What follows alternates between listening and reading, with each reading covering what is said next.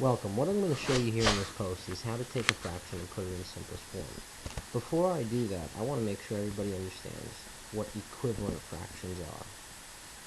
Because when you put a fraction in simplest form, that's exactly what you're doing. You're creating an equivalent fraction. For example, if I have 1/2, I could show, using my fraction pieces, that 1/2 and 2/4 are the same exact amount. That means they're equivalent fractions. Now, you're not always going to have fraction pieces to be able to demonstrate that. An easy way to remember is to take a fraction, any fraction, multiply the numerator and the denominator by the same number, and you're going to create an equivalent fraction. For example, if I have 2/5, if I multiply the numerator and the denominator by 2,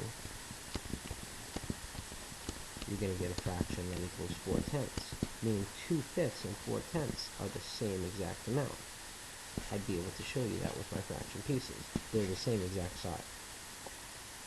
Now, you could also make equivalent fractions by dividing the numerator and the denominator by the same amount. But you can't just choose any number to divide the numerator and denominator by. It only works if you find a common factor for the numerator and denominator. Let's just review what factors are for a second. If I have the number 6, I know 1 and 6 are factors of 6 because 1 times 6 equals 6. 2 and 3 are factors of 6 because 2 times 3 equals 6. Let's take 8 for example. 1 times 8 equals 8. 2 times 4 equals 8. These are then all factors of 8.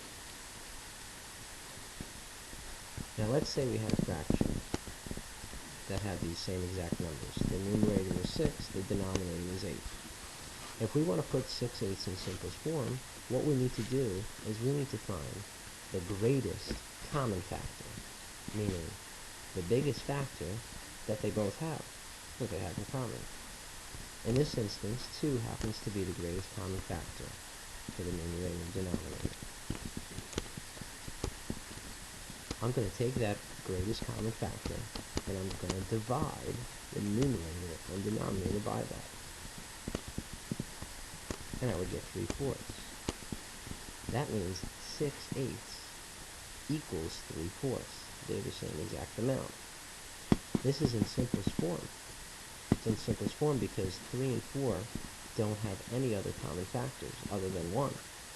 And if I multiplied, or if I divided 3 divided by 1 and 4 divided by 1, I'm going to get my same answer. I'm going to get 3/4. That means 3/4 here is now in simplest form.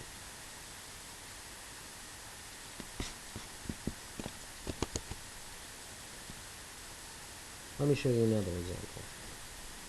Let's say I had the fraction 8/10 and I was asked to put 8/10 in simplest form.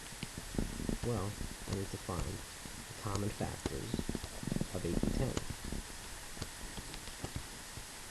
Common factors of 8 and 10 would be 1, 8, 2, and 4. I should say the factors of 10. 8. Factors of 10, 1, 10, 2, and 5. The greatest common factor is 2. I divide the top by 2, the numerator, and I divide the denominator by 2, and I get 4/5. Meaning 8/10 and 4/5 are equivalent fractions, and 4/5 is now in the simplest form, because 4 and 5 do not have any other common factors other than 1. This is how you take a fraction and you put it in simplest form.